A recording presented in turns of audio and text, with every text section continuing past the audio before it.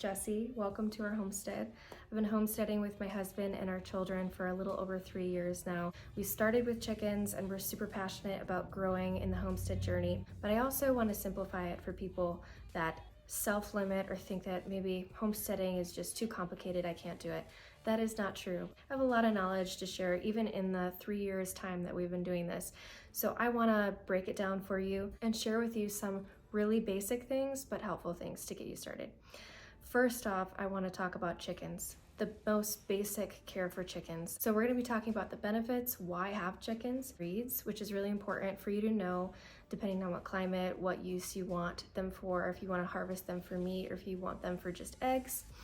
We're going to be talking about coops, what they should look like and be like for the safety and comfort of your chickens, proper feed, nutrition, and water, and lastly, predator protection, because we've learned quite a bit in the last few years, losing some chickens along the way, about proper fencing and proper enclosures.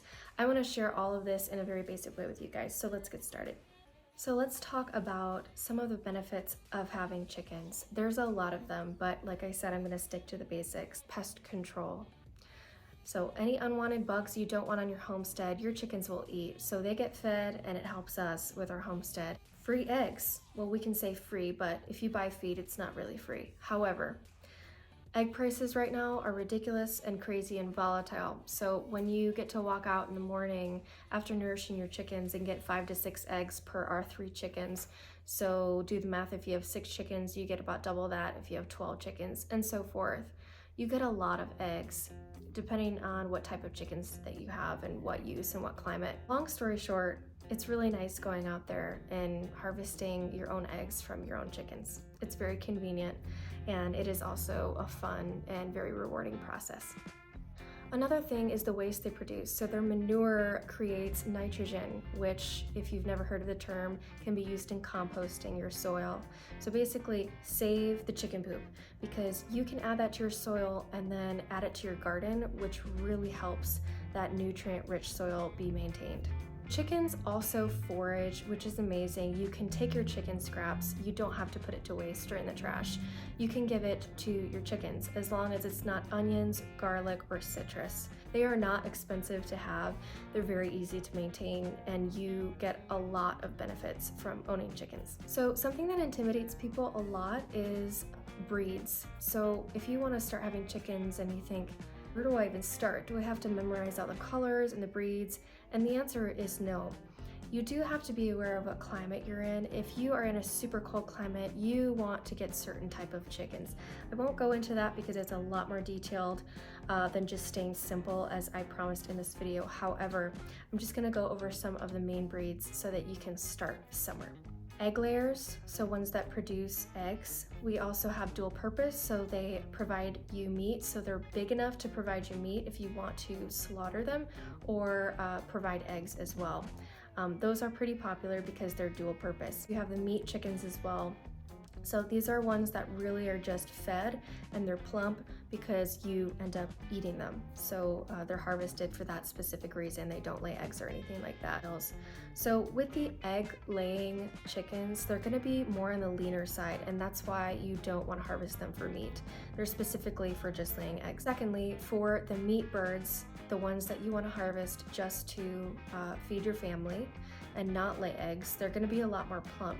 8 to 12 weeks become harvested on big farms usually, and they are called broilers. Thirdly, the dual purpose chickens are really good for homesteads as well, because if you don't want to pick just between the meat birds or the laying chickens, you can just go with the dual purpose chicken, which they do both.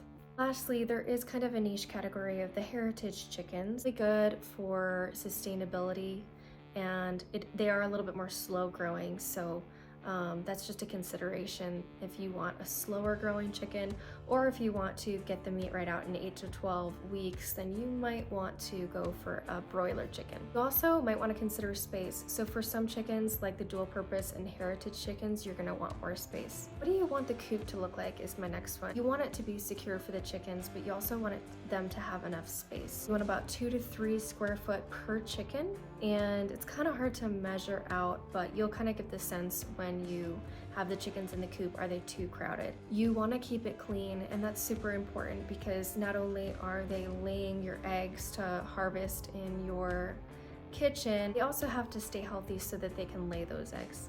Ventilation. It's really important to have proper ventilation so that they can get the oxygen needed. Make sure that when you're building your coop or someone else's that you take into account the amount of air that can get in there. Nesting boxes are super important because they kind of nestle in there, and that's what creates their comfort so that they can lay eggs. Chickens are super resilient, but they also love comfort and enough space so that they can produce for you. Another thing is roosting bars. So obviously chickens have to roost, and a lot of the times they will roost when they sleep.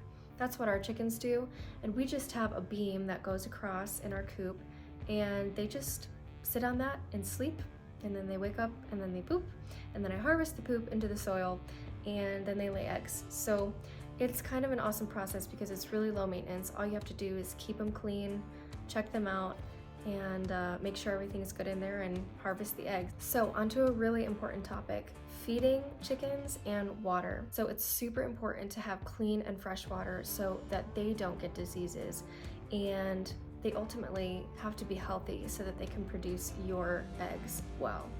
So even if your water looks clean the next morning that you just filled up the previous day, dump it out and put fresh and clean water in there. And if it starts to get mossy at the bottom or whatever it is in that reservoir that you put the water in, clean it out. Don't be lazy with it because clean water is very important for your chickens to prevent diseases. As for feed, nutrition is very important. We do have them free range during the day, and then we put them up at night. So we do a mix of grain feed, chicken scraps. They do a bunch of foraging in the yard, and so they get a really hearty variety of food on our homestead. And if you can do that, that would be amazing, because what we've found is that's really helpful to have a variety of things rather than just feed them one certain thing from Tractor Supply.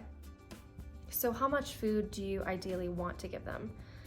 It's recommended 1/3 pound to 1/4 pound of feed a day. That's kind of hard to measure out, but when they're getting other food sources like kitchen scraps or foraging in the yard and things like that, I don't think that you need to measure by the pound. We never have. We're a lot more lax with it. Some fun things you can do is you can put a cabbage in their housing, or you can put a melon in there and they can go after it, and you can kind of see that they enjoy that.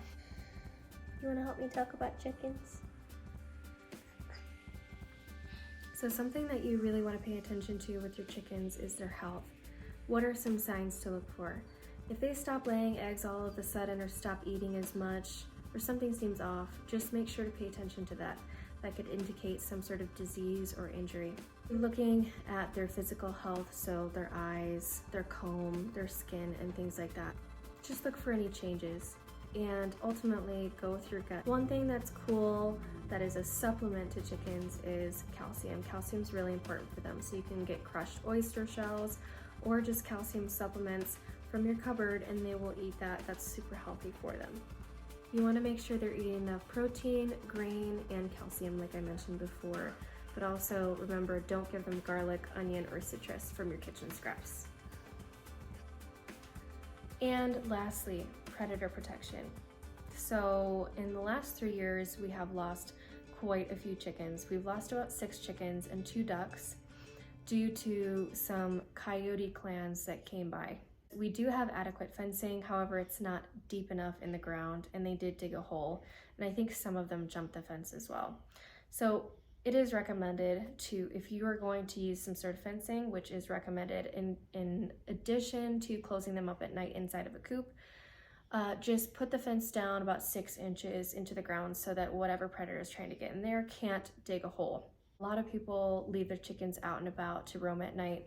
There is a risk in that because they are free for the night critters to come get them. Chickens are pretty low maintenance, and you just gotta pay attention and be diligent in keeping them healthy every day. They give you some awesome things for your family and your homestead.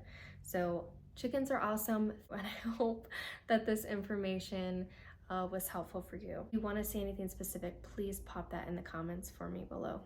Thanks for watching.